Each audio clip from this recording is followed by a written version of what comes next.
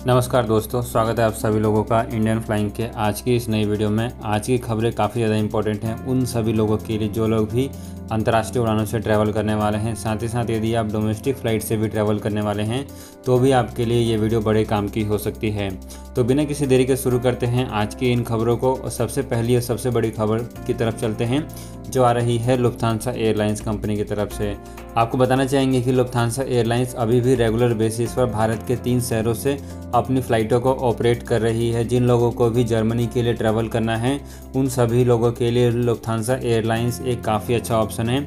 आप भी Lufthansa airlines के माध्यम से ट्रैवल करके जा सकते हैं। आपको बताना चाहेंगे कि लुफ्थांसा एयरलाइंस की जो फ़्लाइट है वो दिल्ली एयरपोर्ट, बेंगलुरु एयरपोर्ट और इसके अलावा मुंबई एयरपोर्ट से रेगुलर बेसिस पर ऑपरेट हो रही है। आगे बढ़ते हैं और अगली खबर यहाँ पर जो आ रही है वो एतिहाद एयरवेज से आ रही है। आपको बता दें कि यूएई की एयरलाइंस कंपनी एतिहाद एयरवेज अभी भी रेगुलर बेसिस पर भारत से अपनी फ़्लाइटों को चालू रखे हुए हैं, लेकिन इन फ़्लाइटों से केवल ऐसे लोग ही ट्रैवल करके जा सकते हैं जो कि यूएई के नागरिक हैं या फिर जिनके पास यूएई का गोल्डन वीज़ा है। आपको बताना चाहेंगे कि यूएई की गवर्नमेंट ने भारत के सभी पैसेंजर्स के ऊपर रिस्ट्रिक्शन लगा रखी है और केवल 2 कैटेगरी के लोग ही यूएई में इस समय ट्रैवल करके जा सकते हैं। इसके अलावा यदि आप यूएई ट्रैवल करके जाना चाहते हैं तो आपको किसी दूसरी कंट्री में 14 दिन का स्टे करना पड़ेगा, उसके बाद ही आप यूएई में ट्रैवल करके जा सकते हैं।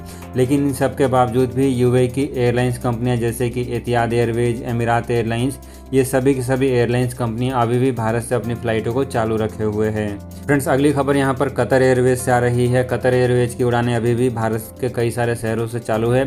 यदि आप भी कतर एयरवेज से ट्रैवल करना चाहते हैं तो आप सीधे कतर एयरवेज की वेबसाइट पर जाकर वहाँ पर लेटेस्ट फ़्लाइट चेक कर सकते हैं। कतर एयरवेज इस समय भारत के कई सारे शहरों से सीधी अंतर्राष्ट्रीय उड़ानें ऑपरेट कर रही है, जहाँ पर आप दोहा, इसके अलावा और भी कई सारे लोकेशंस के लिए ट्रैवल करके जा सकते हैं। अंतर्राष्ट्रीय उड़ानों से अगली बड़ी खबर यहाँ पर एयर इंडिया से ले लेते हैं। आपको बता दें कि एयर इंडिया की वंदे भारत मिशन की फ़्लाइटें अभी भी चालू है। एयर इंडिया की वंदे भारत मिशन की फ़्लाइटों के माध्यम से एयर इंडिया इस समय दुनिया के कई सारे लोकेशंस पर अपनी अंतर्राष्ट्रीय उड़ानें ऑपरेट कर रही है। यदि आप भी वंदे भारत मिशन की फ़्लाइट के माध्यम से ट्रैवल करना चाहते हैं तो एयर इंडिया की वेबसाइट पर जाकर विजिट कर सकते हैं। अभी हाल ही में एयर इंडिया ने जून महीने में कई सारी नई फ़्लाइटों को अपनी लिस्ट में ऐड किया है। इसकी लेटेस्ट लिंक आपको वीडियो के डिस्क्रिप्शन बॉक्स में मिल जाएगा, नहीं तो आप एयर इंडिया की वेबसाइट पर भी विजिट कर सकते हैं, जहां पर एयर इंडिया जो है कई सारे देशों में अपनी वंदे भारत मिशन की फ़्लाइटों को ऑपरेट कर रही है। आप इन देशों में ट्रैवल करके भी जा सकते हैं, इसके अलावा उन देशों से आप भारत में भी आ सकते हैं।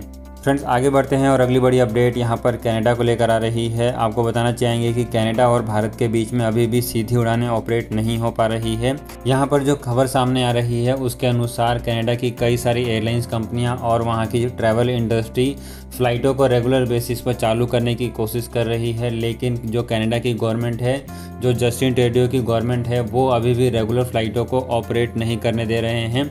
उनका कहना है कि अभी भी कोरोना वायरस की चौथी लहर आ सकती है, जिस कारण से कनाडा को अभी से तैयार रहना चाहिए। और अभी भी कनाडा में जो लोग भी ट्रैवल करके आना चाहते हैं वो या तो कनाडा के नागरिक होने चाहिए, और यदि वो लोग ट्रैवल करके भी आ रहे हैं तो उनको वैक्सीन की दोनों डोज लगी हुई होनी चाहिए, तो ही वो कनाडा में ट्रैवल करके आ सकते हैं।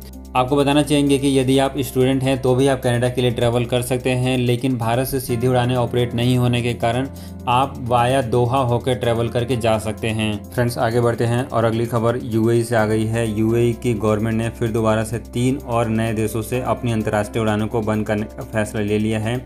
बात करें ये कौन कौन से 3 नए देश हैं तो इनमें पहला नाम जाम्बिया है, दूसरा यहाँ पर कॉन्गो और तीसरा युगांडा।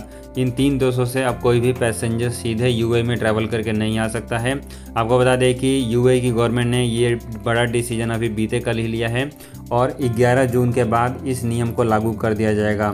यानी कि फ्रेंड्स, जो लोग भी इन देशों से ट्रैवल करके आना चाहते थे अब उन सभी लोगों को यूएई में एंट्री नहीं मिलेगी। मौजूदा समय में भी जो लोग भी यूएई के लिए ट्रैवल करके आ रहे हैं उन सभी लोगों का कंपलसरी 10 दिन का इंस्टीट्यूशनल क्वारंटीन है, और क्वारंटीन के नियमों का पालन करने के बाद ही कोई पैसेंजर ट्रैवल कर सकता है।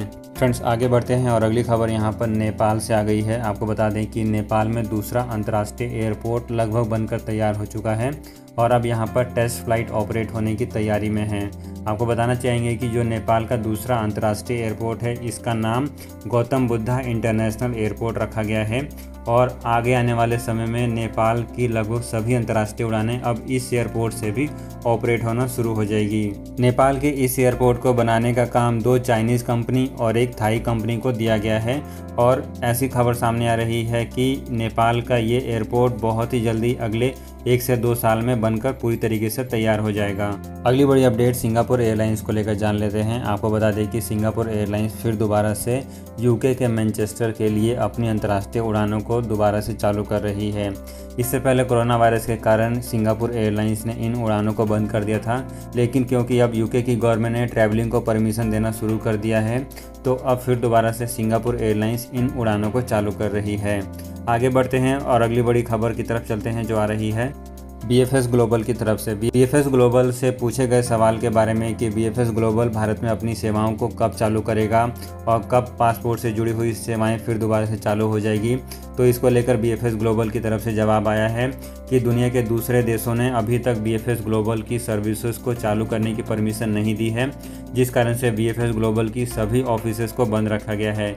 जैसे जैसे दूसरे देशों से परमिशन मिलनी चालू हो जाएगी, वैसे वैसे BFS ग्लोबल भी अपनी सेवाओं को चालू कर देगा।